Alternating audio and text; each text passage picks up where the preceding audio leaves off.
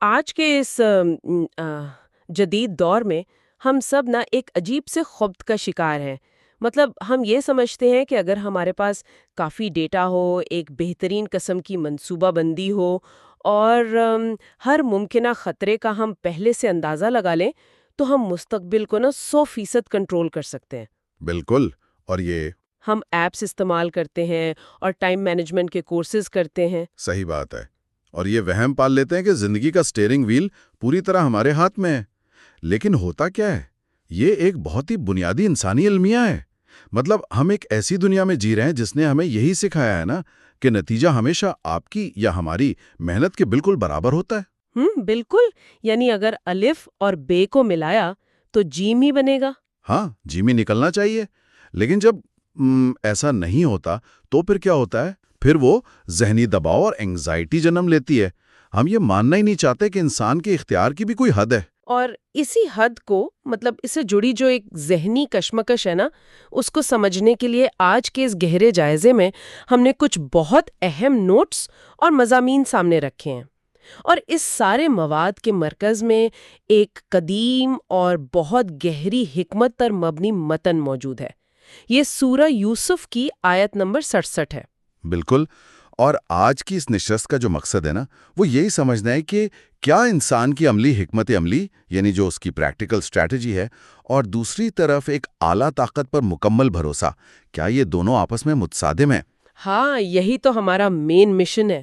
کیا تدبیر کرنا اور تقدیر پر یقین رکھنا ایک دوسرے کی ضد ہے یا پھر یہ ایک ہی تصویر کے دو رخ ہیں؟ میں یہ سوچ رہی تھی کہ یہ موضوع نا آج کے دور کے حساب سے بہت فٹ بیٹھتا ہے۔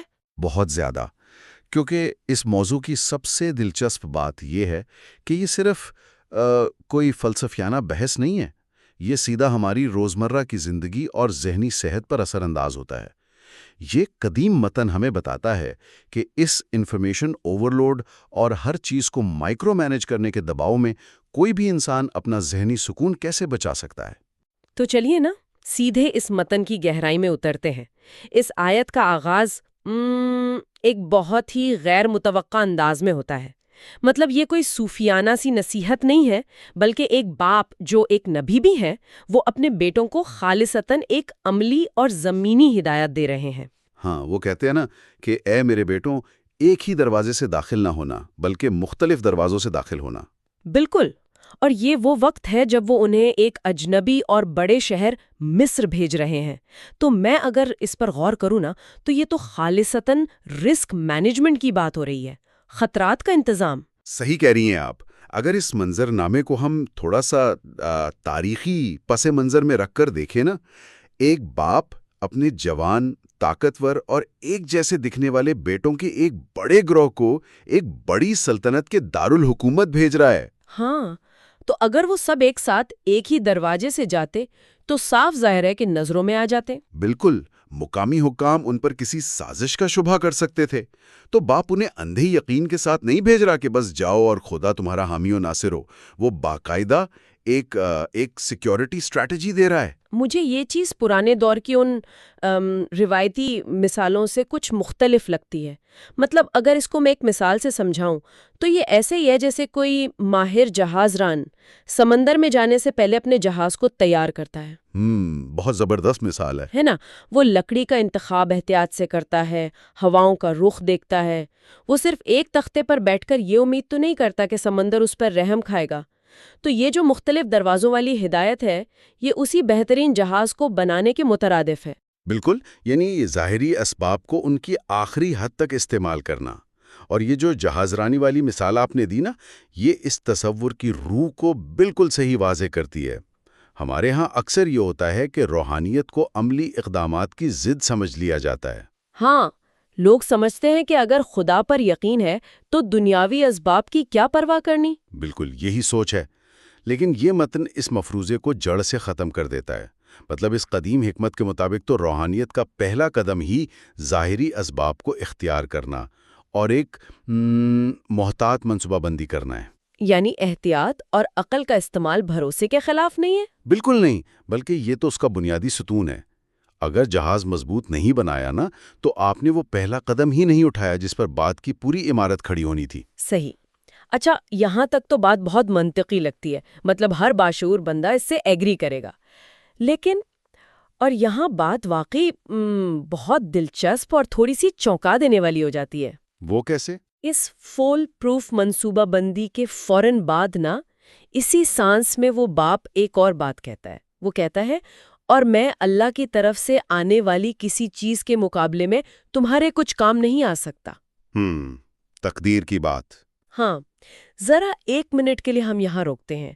یہ تو ایسا ہی ہوا نا کہ جہاز ران نے دنیا کا بہترین جہاز بنا لیا اور پھر عملے سے کہے کہ بھائی دیکھو میں نے سب کر لیا، لیکن اگر طوفان آ گیا تو یہ جہاز ہمیں بچا نہیں سکے گا.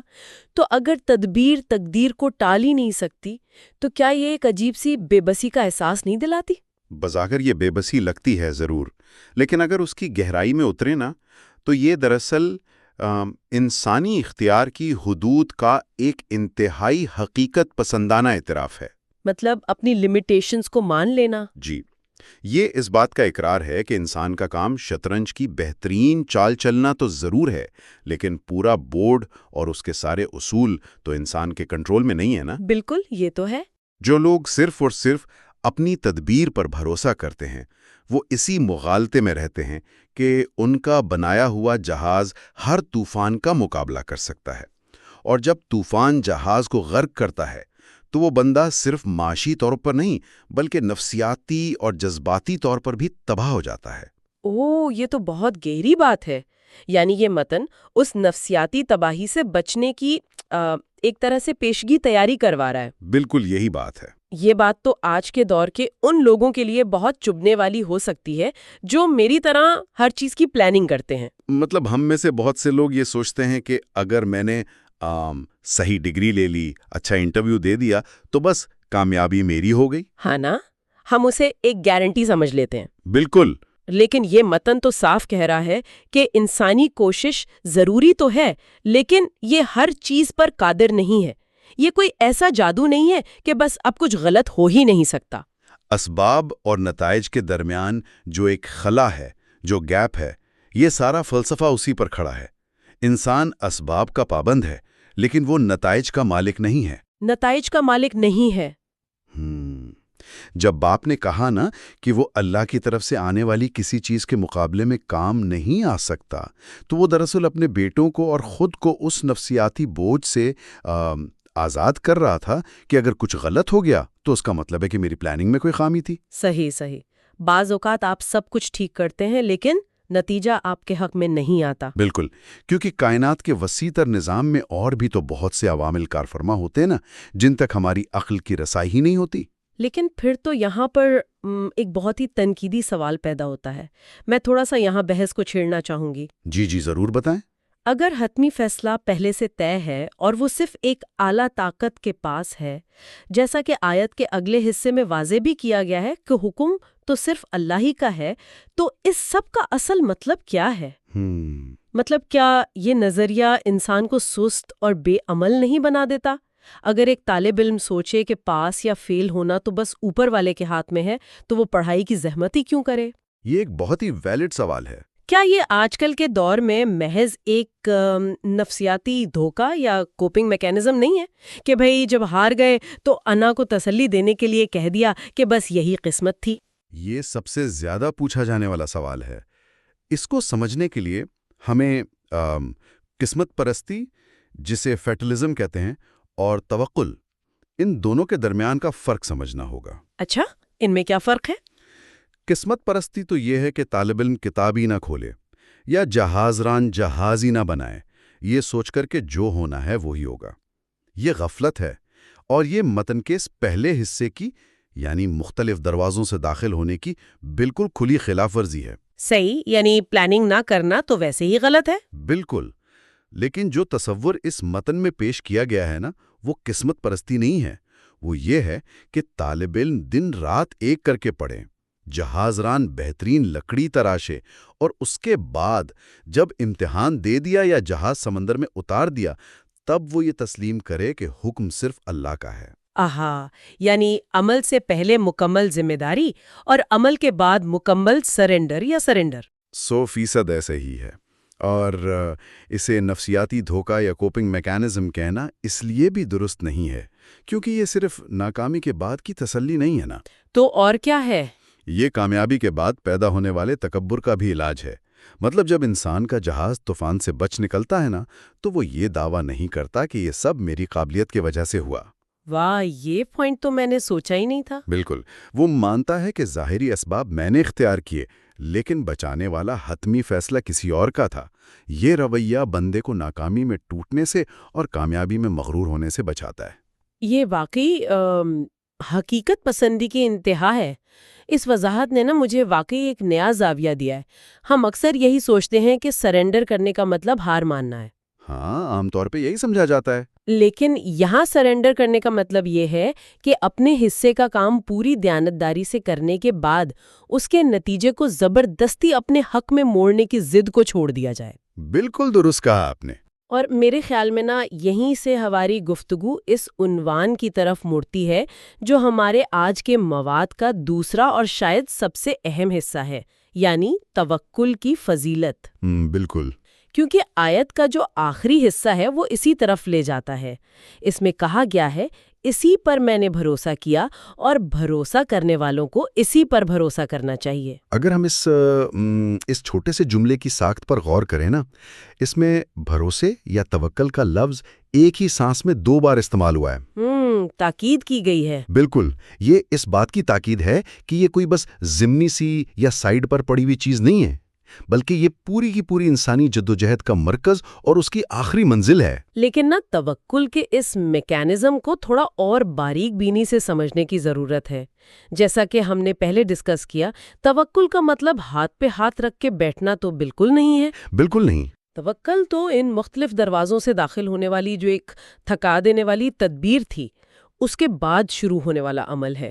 لیکن میرا سوال یہ ہے کہ یہ توکل، یہ بھروسہ دراصل انسان کے اندر کرتا کیا ہے؟ بہت اچھا سوال ہے۔ ہم نے شروع میں اینگزائٹی اور وسوسوں کی بات کی تھی نا، تو کیا توکل واقعی انسانی دماغ پر کوئی حیاتیاتی یا نفسیاتی اثر بھی ڈالتا ہے؟ دیکھیں، اگر ہم اسے جدید نفسیات کے تناظر میں دیکھیں نا، تو یہ جسے ہم کوگنیٹو آف لوڈنگ کہتے ہیں، یہ اس کی ایک انتہائی اعلیٰ شکل ہے۔ کوگنیٹو آف لوڈنگ وہ کیا ہے؟ مطلب ہمارا جو انسانی دماغ ہے نا، وہ اس لیے ڈیزائن نہیں کیا گیا کہ وہ ہر لمحے یہ سوچے کہ دنیا کیسے چلے گی۔ صحیح۔ جب انسان مسلسل ان چیزوں کو کنٹرول کرنے کی کوشش کرتا ہے جو اس کے اختیار میں ہیں ہی نہیں، تو اس کا دماغ ایک مستقل حالت جنگ میں رہتا ہے، جسے ہم فائٹ اور فلائٹ کہتے ہیں۔ ہاں، اور اس سے تو وہ سٹریس ہارمون کارٹیسول پیدا ہوتا ہے نا، جو انسان کو اندر سے تھکا دیتا ہے۔ بالکل وہی تو توکل کی فضیلت دراصل یہ ہے کہ جب ایک انسان اپنی تمام تر توانائیاں اور وسائل استعمال کر لیتا ہے تو اس کے بعد وہ شعوری طور پر اپنے دماغ کو ایک پیغام بھیجتا ہے۔ کیا پیغام؟ کہ میرا کام ختم ہوا، اب جو بھی نتیجہ آئے گا نا، وہ ایک عظیم تر لامحدود علم رکھنے والی طاقت کی حکمت پر مبنی ہوگا۔ یہ تو ایک زبردست قسم کی ذہنی آزادی ہے۔ مطلب ہم لوگ جو ہر وقت یہ سوچتے رہ کر اپنی انرجی ضائع کرتے ہیں کہ اگر میں نے وہ میٹنگ ہار دی تو کیا ہوگا، یا اگر میری انویسٹمنٹ ڈوب گئی تو کیا بنے گا، بالکل، یا پھر اگر میری فلائٹ مس ہو گئی تو کیا ہوگا، یہ جو ایک مستقل نفسیاتی بوجھ ہم ہر وقت اٹھائے پھرتے ہیں، توکل انسان کے کندھوں سے یہ بوجھ اٹھا کر ایک ایسی ہستی کے حوالے کر دیتا ہے جو واقعی اس کائنات کو چلانے کی اہل ہے۔ صحیح، اور اس آزادی کا جو عملی نتیجہ نکلتا ہے نا، وہ یہ ہے کہ انسان حال میں یعنی پریزنٹ مومنٹ میں جینا شروع کر دیتا ہے۔ کیا بات ہے! کیونکہ اس کی توانائیاں اب مستقبل کے ان نامعلوم خوف سے لڑنے میں ضائع نہیں ہو رہی نا، اس لیے وہ اپنا سارا کا سارا دھیان اپنی موجودہ کوشش، اپنی تدبیر اور اپنے آج کے کام پر لگا سکتا ہے۔ تو اس کا مطلب ہے کہ توکل انسان کو سست یا غیر متحرک نہیں کرتا، بلکہ یہ اس کی کارکردگی اور اس کی توجہ کو کئی گنا بڑھا دیتا ہے۔ بالکل، کیونکہ اب اس کے کام میں خوف کی ملاوٹ نہیں رہی نا، وہ نتائج کی پریشانی سے مکمل آزاد ہو چکا ہے۔ زبردست! یہ بات تو ان تمام چیزوں کو لا کر ایک نقطے پر کھڑا کر دیتی ہے۔ ذرا سوچیں، ہم نے اس تفصیلی جائزے کا آغاز ایک ٹھوس پریکٹیکل اسٹریٹجی سے کیا تھا کہ مختلف دروازوں سے داخل ہونا ہے۔ جی، جو ایک جسمانی اور بیرونی عمل تھا۔ ہاں، جس میں بھرپور دماغ کا استعمال تھا۔ پھر ہم نے ایک مشکل سوال کا سامنا کیا کہ انسانی اختیار کی تو ایک حد ہے اور حتمی فیصلہ تو اوپر والے کا ہے، اور آخر میں ہم نے یہ سارا سفر اس باطنی اور اندرونی سکون پر ختم کیا جو توکل سے پیدا ہوتا ہے۔ یہ ظاہری اور باطنی دنیاؤں کا کیسا حیران انگیز ملاپ ہے۔ یہ واقعی انسانی زندگی کا ایک سب سے مثالی توازن ہے۔ مطلب اگر کوئی بندہ صرف تدبیر پر بھروسہ کرے اور توکل کو چھوڑ دے تو وہ ایک مستقل اضطراب، چڑچڑے پن اور خوف کا شکار ہی رہے گا۔ وہ تو رات کو سو بھی نہیں پائے گا یہ سوچ کر کہ دنیا کا نظام کون سنبھالے گا۔ بالکل۔ اور دوسری طرف اگر کوئی تدبیر کیے بغیر صرف توکل کا دعویٰ کرے نا تو وہ بس حقیقت سے فرار اختیار کر رہا ہے اور دنیاوی لحاظ سے ناکامی ہی اس کا مقدر ہوگی۔ صحیح۔ تو یہ متن ایک پل کی طرح ان دونوں کناروں کو آپس میں جوڑتا ہے کہ حکمت عملی ضروری اور لازمی ہے، لیکن دل کا سکون اور نتائج کا انحصار صرف تقدیر الہی پر ہے۔ جی بالکل ایسا ہی ہے۔ تو آج کی اس نشست سے ہم نے کیا سیکھا؟ ہم نے جو نوٹس اور حوالے اکٹھے کیے انہوں نے ہمیں یہ سکھایا کہ آج کے اس دور میں جہاں ہم سب مطلب ہر شخص اور ادارہ نتائج کو اپنی مرضی کے مطابق ڈھالنے کے ایک عجیب سے دباؤ کا شکار ہے نا، بہت زیادہ دباؤ ہے۔ تو یہ قدیم تصور ہمارے لیے ایک ٹھنڈی ہوا کے جھونکے کی طرح ہے۔ یہ ہمیں بلاتا ہے کہ بھئی ہم اپنی محنت پوری کریں، بہترین حکمت عملی اپنائیں، طوفانوں سے بچنے والے مضبوط ترین جہاز بنائیں، لیکن اس کے بعد نتیجے کی بے جا فکر اور اس جنون سے خود کو مکمل طور پر آزاد کر لیں۔ بالکل۔ اور یہ آزادی کسی کمزور انسان کی نشانی تو نہیں ہے نا؟ قطعی نہیں، بلکہ یہ تو اس انسان کی نشانی ہے جو کائنات کے نظام کو پوری گہرائی سے سمجھ چکا ہے، جو یہ جانتا ہے کہ اس کا کام بیج بونا تو ہے لیکن بارش برسانا اس کا کام نہیں ہے۔ واہ، بہت ہی خوبصورت تشبیہ ہے۔ اور اسی زبردست تشبیہ پر میں آج کے اس تفصیلی جائزے کو ایک ایسے خیال کے ساتھ ختم کرنا چاہوں گی جو شاید ہم سب کو اس نشست کے ختم ہونے کے بعد بھی دیر تک سوچنے پر مجبور کر دے۔ ضرور، وہ کیا ہے؟ دیکھیں، ہم نے تدبیر اور نتائج سے آزادی کی بات کی نا، لیکن ذرا اس کے ایک اور پہلو پر غور کریں۔ اگر کوئی شخص واقعی مطلب اپنے دل کی گہرائیوں سے یہ تسلیم کر لے کہ حتمی نتیجہ، وہ کامیابی یا ناکامی، اس کے ہاتھ میں ہے ہی نہیں، تو کیا یہ احساس اسے محتاط کرنے کے بجائے زندگی میں بہت بڑے اور مثبت خطرات یا رسکس مول لینے کے لیے مزید بہادر نہیں بنا دے گا؟ بہت گہری بات ہے۔ کیونکہ ذرا سوچے نا، جب حتمی ہار یا جیت پر ہمارا کنٹرول ہے ہی نہیں تو پھر نامعلوم کی طرف قدم بڑھانے یا کوئی نیا اور بڑا خواب دیکھنے سے کیسا ڈر؟ بالکل۔ کیا پتا جس چیز کو ہم کنٹرول کا کھو جانا سمجھتے ہیں وہی دراصل ہماری سب سے بڑی طاقت ہو۔ سوچنے کی بات ہے نا۔